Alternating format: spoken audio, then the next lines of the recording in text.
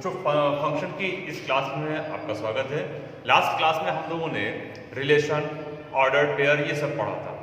तो रिलेशन के बारे में आप जान ही चुके हैं और डिफरेंट टाइप्स के रिलेशन हम लोग इसको क्लास 12 में पढ़ेंगे। अभी फिलहाल क्लास 11 के लिए जो फंक्शन अभी हम लोग पढ़ेंगे फंक्शन, इसके बाद आगे हम लोग कंटिन्यू करेंगे different types of real functions.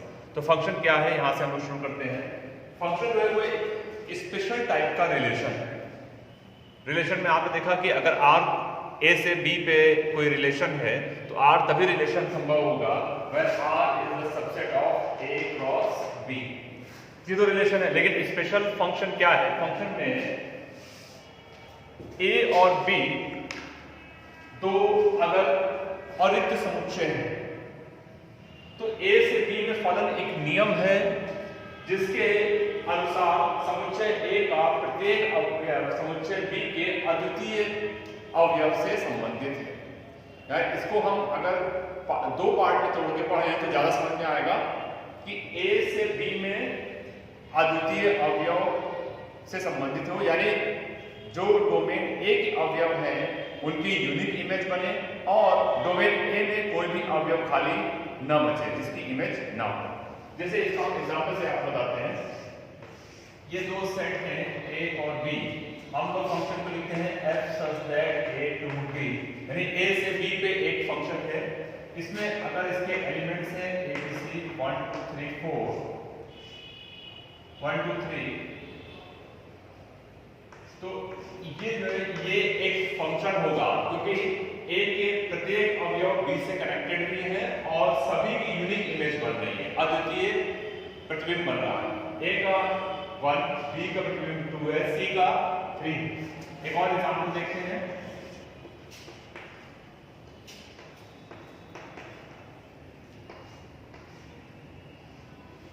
ये भी एक फंक्शन है A से B में, क्योंकि A की इमेज बन रही है 1, B की भी यूनिक इमेज बन रही है 1 और C की भी यूनिक इमेज बन रही है 1। और सेट A में कोई भी अवयव खाली नहीं है।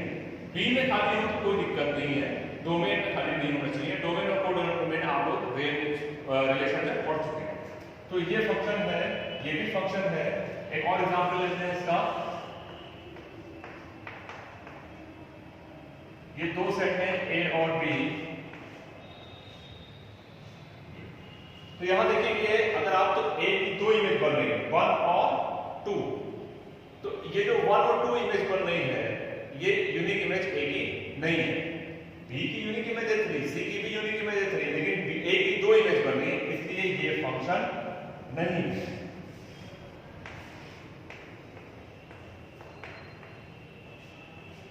ये अगर हम इसको ट्रीट करें कि ये फंक्शन है कि नहीं है, तो ये फंक्शन नहीं है, क्योंकि सेट A या डोमेन में एक एलिमेंट C बच गया है जिसकी कोई भी इमेज नहीं है।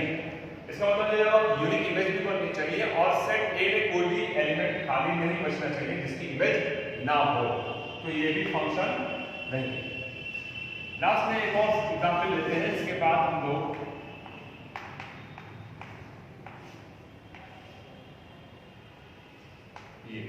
ये भी फंक्शन है क्योंकि A की यूनिक इमेज बन रही है 1, B की यूनिक इमेज 1 और C की यूनिक इमेज 2। जो एलिमेंट्स खाली रह गए हैं वो कोडोमेन में खाली रह गए हैं, B में खाली रह गए हैं। इसलिए ये क्या है? ये भी एक फंक्शन है। ये जो हम लोगों ने पढ़ा है फंक्शन, ये पढ़ा है as a mapping. Function as a mapping हम लोग पढ़ रहे हैं, समझाने के लिए हमने यहाँ से स्टार्ट किया है। फंक्शन को हम लोग और भी कई तरीके से पढ़ सकते हैं। अभी इसी चीज को अगर हम लोग देखें तो ये जो है ये हो गया आपका डोमेन, जैसे कि आप जानते हैं पढ़ा हुआ है, और ये है कोडोमेन।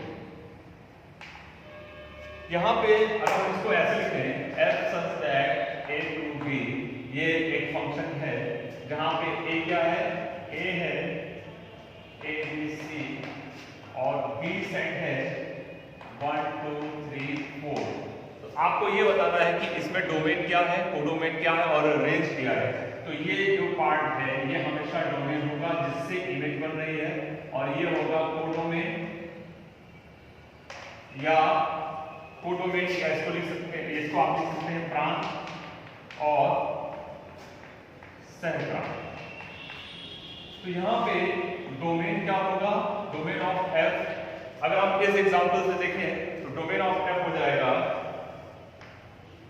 ए बी सी, और कोडोमेन क्या होगा, कोडोमेन ऑफ एफ होगा 1 2 3 4। यहां पे लिख रहा हूं, कोडोमेन हो गया 1 2 3 4।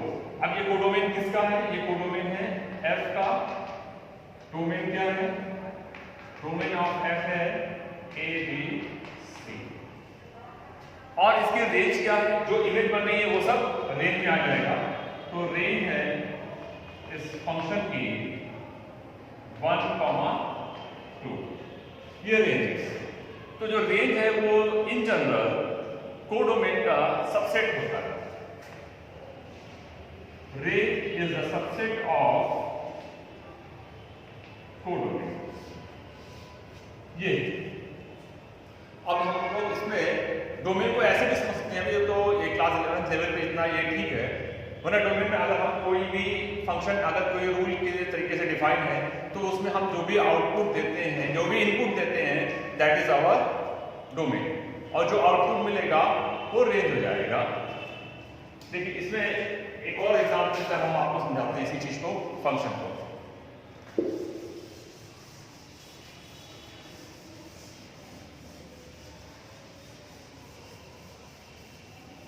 फंक्शन में ये बहुत ही इंपॉर्टेंट टॉपिक है, ये कैलकुलस का भी बेस है, और ये अब से लेकर क्लास 4 तक में आपके काम आएगा। फंक्शन बहुत ही इंपॉर्टेंट टॉपिक है। एक और एग्जांपल से इसको समझाते हैं आपको। f such that a to b, आपको ये रूल दिया गया है जहां पे a है a b c और b है 1 2 3 4। अब मैं यहाँ पे डिफरेंट एग्जांपल से लिख रहा हूं, आपको बताना है कि ये फंक्शन है या नहीं है। अगर मैंने f1 लिखा, a1 a2 b3 c4, f2 a2 b3 c4, f3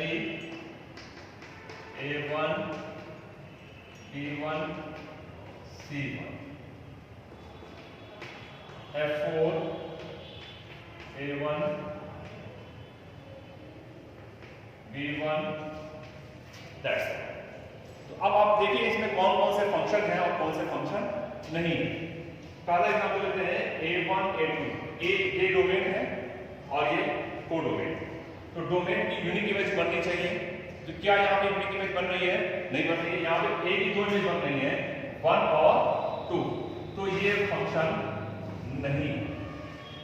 f1 is not a function, ये फलन नहीं है, क्योंकि यहाँ पे a की दो इमेज बन रही है, 1 और 2।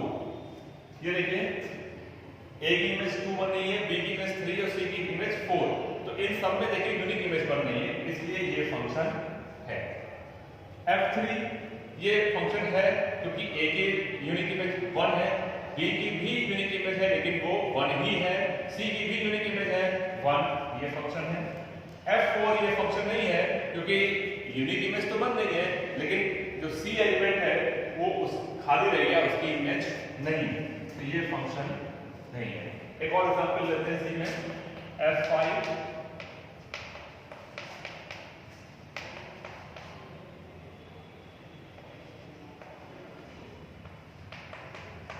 ये देखिए ये भी फंक्शन नहीं है क्योंकि ये उल्टा हो गया। जो a से b के लिए हमें डिफाइन करना है, a से b के लिए ज्ञात करना है, जबकि इसमें b के एलिमेंट पहले हैं और a के एलिमेंट्स बाद में, तो ये भी फंक्शन नहीं है।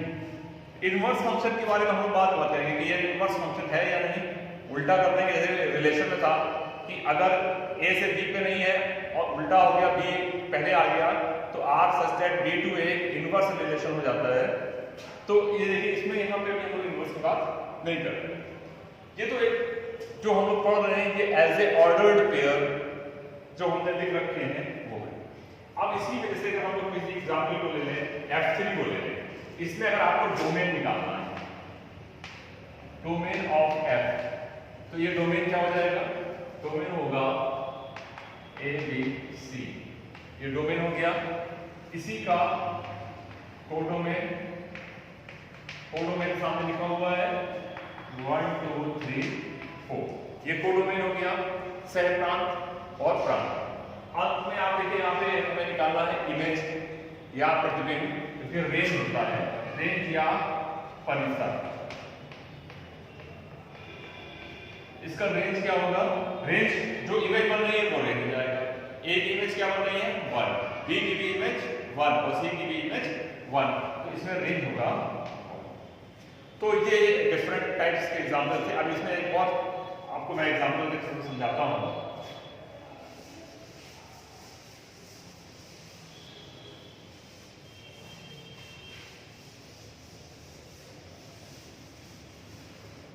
देखिए इसमें एक और एग्जांपल लेते हैं जिसमें हम लोग निकालेंगे कि फंक्शंस के सभी अवयव क्या आना है या फंक्शन के कैसे आएगा order pair. F such that A to B है, ए को यहाँ पे हम लोग ने चेंज कर दिया। F such that A to B, बल्कि आप ऐसे करेंगे कि F such that A to B हमें निकालना है defined by fx is equal to x square minus 2, x belongs to a and a जो है वो है -2 -1 0 1। या अगर आप इसको लिखना चाहें तो ऐसे लिख सकते हैं कि फलन है जो कि रियल नंबर के लिए हम लोग पता कर रहे हैं और जिसमें fx is equal to x square minus 2, ये एक नियम है जिसके द्वारा ये परिभाषित है। आपको फलन के सभी अवयव निकालने हैं जहां पे ये इसका डोमेन दिया गया है। तो देखिए अब आपको यहाँ पे इनपुट मालूम है, इनपुट दिया हुआ है वो सेट ए है और आउटपुट निकालना है जो कि रेंज हो जाएगा। तो आउटपुट इसमें मान लीजिए आपको निकालना है ए से आर रियल नंबर के लिए, ठीक। तो आपका आउटपुट क्या होगा? तो फंक्शन डिफाइन है, एक्स स्क्वायर -2 से डिफाइन है। अब हम इसमें इनपुट पहला इनपुट देंगे -2, f -2 का स्क्वायर -2, यह आ जाएगा 2। फिर नेक्स्ट है f -1 का स्क्वायर -2, ये -1 हो जाएगा। f 0 square -2, f 1 square -2 -1, again -1 आ गया। तो f2 ये है 2 स्क्वायर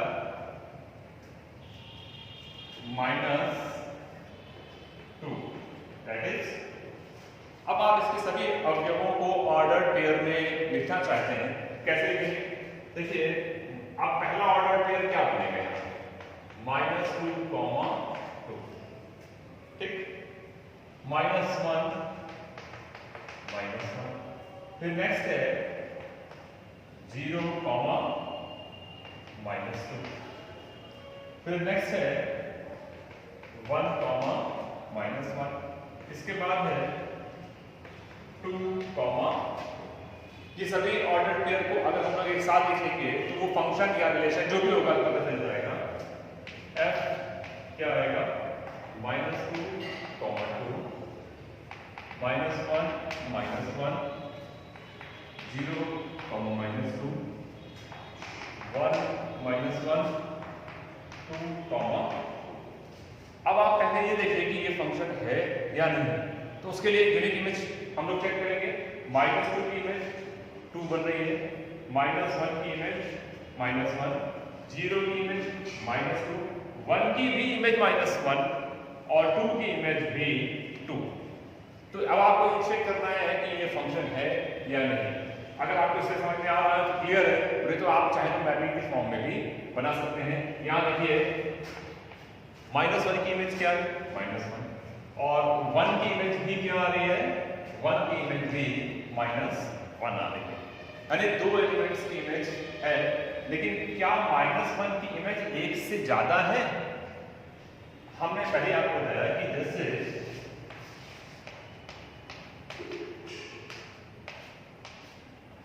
ये A की इमेज भी 1, B की इमेज भी 1, तो कोई बात नहीं, ये फंक्शन होगा क्योंकि यूनिक इमेज बनेगी। लेकिन अगर ऐसे हो जाए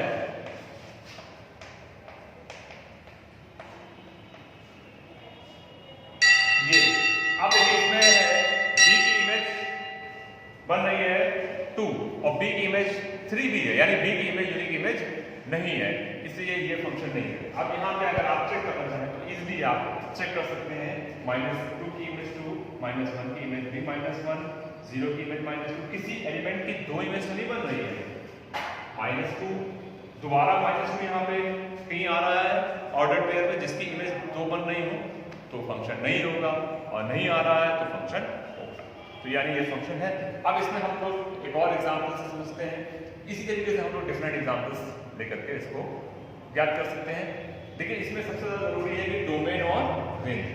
डोमेन तो ये आप लोगों ने एक स्टार्टिंग में पढ़ा, डोमेन निकालने के लिए हमारा जो फंक्शन है वो डिफाइन भी होना चाहिए। हम लोग डोमेन निकालेंगे डिफरेंट रियल फंक्शंस के लिए। तो एक छोटा सा एग्जाम्पल लेते हैं डोमेन। अब आते हैं डोमेन कैसे निकालना है। जो ऑर्डर्ड पेयर है, ऑर्डर्ड पेयर अगर आपका सामने दिया हुआ है फंक्शन तो उसमें डोमेन और रेंज निकालना आसान है। लेकिन अगर कोई फंक्शन ऐसा दिया है कि जो ऑर्डर्ड पेयर की फॉर्म में नहीं है तो उसके लिए डोमेन कैसे निकालेंगे?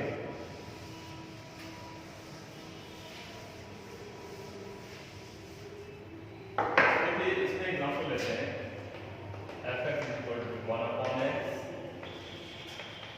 fx = x² + 1, थर्ड है fx = x/x²। ये 3 एग्जाम्पल लिए हैं, ये तीनों रियल फंक्शंस के लिए आपको डोमेन निकालना है। सबसे पहले हम लोग इसकी बात करें अगर, तो इसका डोमेन अगर निकालना है तो देखिए हम इसमें कोई भी इनपुट दें, जो fx मिलेगा वो हमें वेल डिफाइंड मिलेगा। जैसे x की वैल्यू आप 0, 1, 2, 3 कितनी भी वैल्यू रखेंगे, fx हमें डिफाइंड मिलेगा। तो इसमें for all x belongs to real number fx is defined। Therefore domain क्या होगा इसका? डोमेन होगा सभी रियल नंबर इसका डोमेन हो जाएगा, या -∞ to ∞। इस सवाल में आते हैं, ये डोमेन इसमें ये फंक्शन तभी डिफाइन होगा जब इसका डिनोमिनेटर 0 ना हो, और डिनोमिनेटर देखिए x² + 1 है, इसलिए ये हमेशा डिफाइन होगा। तो इसलिए इसका डोमेन होगा अगेन रियल नंबर। हाँ देखिए अगर इसका हम चेंज कर दें सवाल को,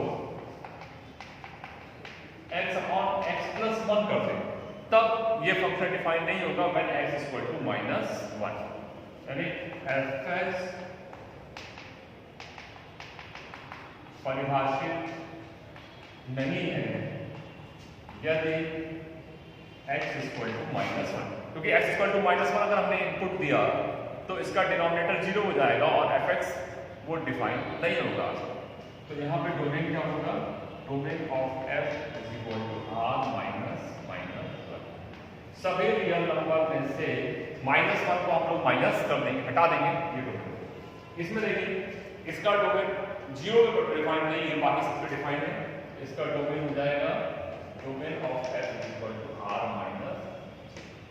ये डोमेन और रेंज जानना बहुत जरूरी है। डोमेन और रेंज अब से लेके आपको आगे भी बहुत काम आएगा। इसमें डोमेन जो निकालना है वो डोमेन कब निकल कैसे परिभाषित होगा, या डोमेन हम कैसे ज्ञात करेंगे? तो x के वे सभी मान जिसके लिए fx परिभाषित होगा वो डोमेन होगा। विशेषकर हम लोग इसमें देखते हैं कि जो डिनोमिनेटर है वो 0 ना हो, और अगर अंडर रूट में है तो वो फंक्शन डिफाइन होने के लिए रियल वैल्यू देना चाहिए, नेगेटिव वैल्यू अंडर रूट के अंदर नहीं आनी चाहिए, क्योंकि वो कॉम्प्लेक्स नंबर वाले चैप्टर में मैंने पढ़ाया है कि वो क्या होगा, वो अनडिफाइन हो जाएगा। जैसे एग्जाम्पल लेते हैं इसमें fx = x + 1 अब देखिए अगर इसमें x की वैल्यू हम -5 ले लेंगे तो -5 + 1 हो जाएगा -4, और -1 अंडर रूट के अंदर है वो अपरिभाषित है क्योंकि वो इमेजिनरी हो जाएगा। तो यहाँ पे क्या होगा, fx